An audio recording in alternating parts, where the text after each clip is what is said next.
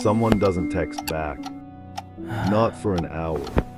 Not for a few hours. And something changes inside you. Not dramatically.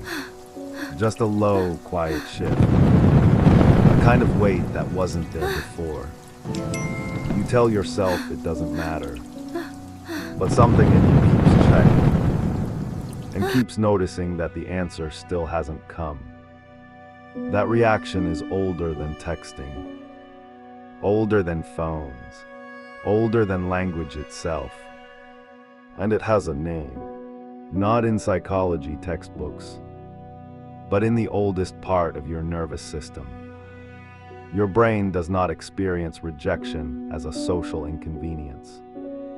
It experiences rejection as a threat. As a threat, and understanding why might be the most useful thing you learn about yourself. To understand why rejection hurts the way it does, you have to go back to a world that no longer exists.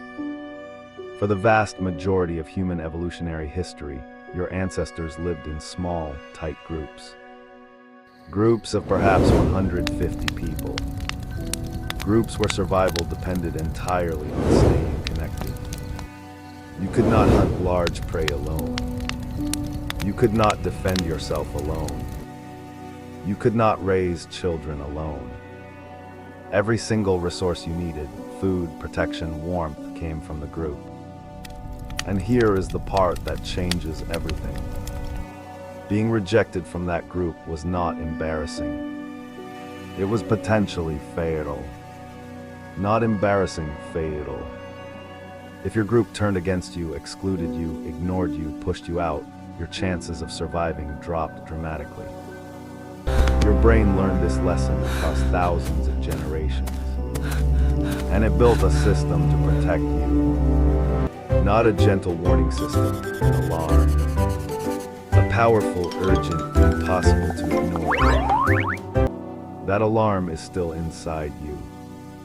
And it fires, not just when tribes cast people out, but when a message goes unanswered. When a person looks away. When your name is not on the list. But here is something that surprised researchers. The alarm does not just feel psychological. It feels physical. Psychologist Naomi Eisenberger at UCLA designed a series of experiments to measure exactly what happens inside the brain during social rejection. As you In one can now see, famous study, this specific participants region played a activates simple strongly virtual when the ball-tossing subjects game are exposed to the while inside a stimuli. brain scanner. Midway through the game, the other players stopped passing the ball to them. The exclusion was silent. There was no confrontation, no argument, just a quiet withdrawal of inclusion. And yet something remarkable appeared on the brain scans. The region most activated by this silent exclusion was the anterior cingulate cortex, the same region involved in processing physical pain. Not a related region. The same region. The same region. In plain terms, your brain responds to being left out the same way it responds to being hurt. Not as a metaphor, as a neurological fact. And this is not a design flaw. This is a design feature. A design feature. Because in the environment your brain evolved for, the pain of rejection served a purpose. It motivated you to repair social bonds before it was too late.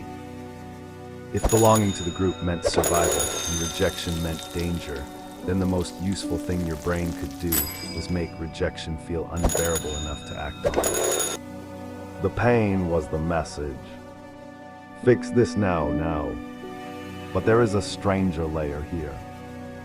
Something researchers discovered that most people never expect. Research by Roy Baumeister at the University of Queensland shows that rational thinking declines dramatically.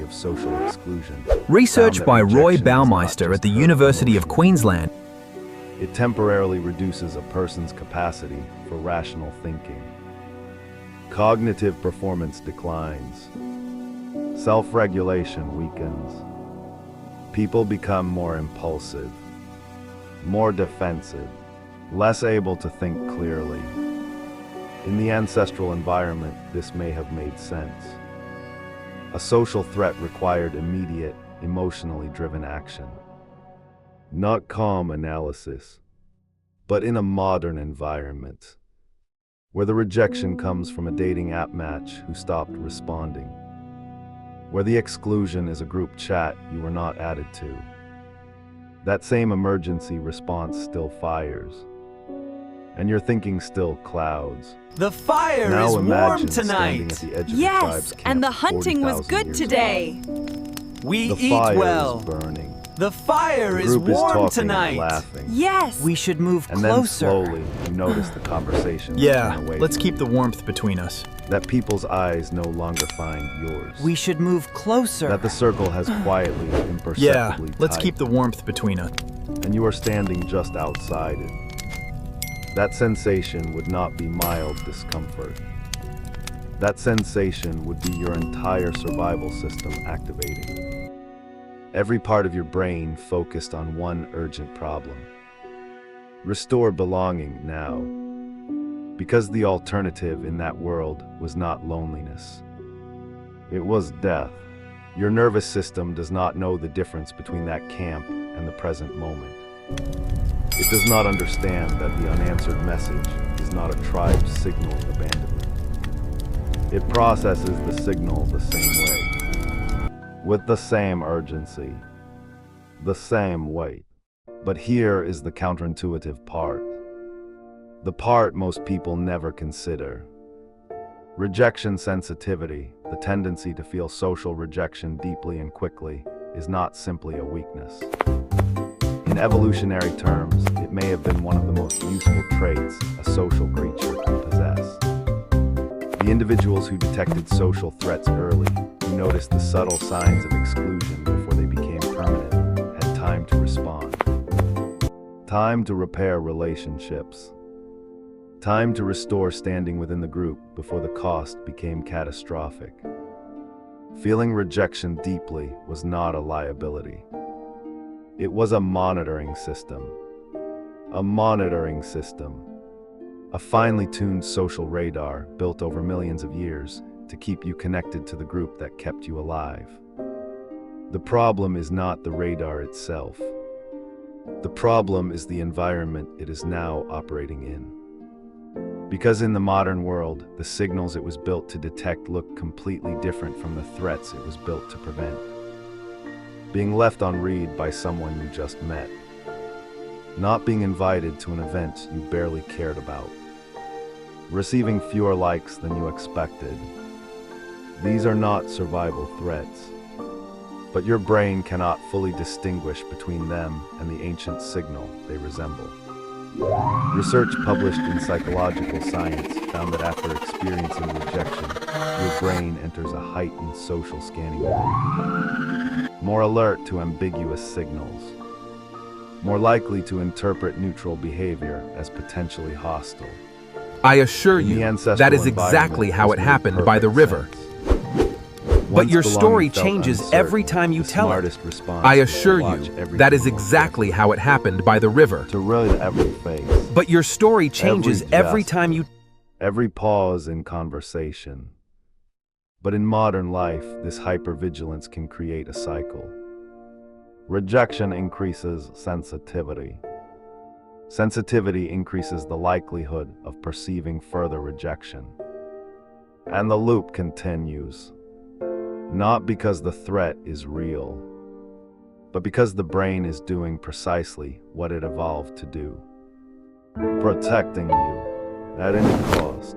So the next time rejection hits harder than it feels like it should, when a single unreturned message shifts your entire mood, and being left out of something small feels strangely significant, remember what is actually happening. Your brain is not overreacting. It is not being dramatic. It is running a program written across hundreds of thousands of years. A program designed to keep you safe, connected, and alive within a group that could make or break your survival. The signal is ancient. The threat feels modern. but the nervous system firing inside you, the one that turns a quiet withdrawal into something that feels like The pain, same system that kept your ancestors close to the fire. close to the fire. And in its own way, it is still doing exactly The same that. system that Still watching, still scanning, still making sure at every possible moment that you are not left standing alone outside the circle.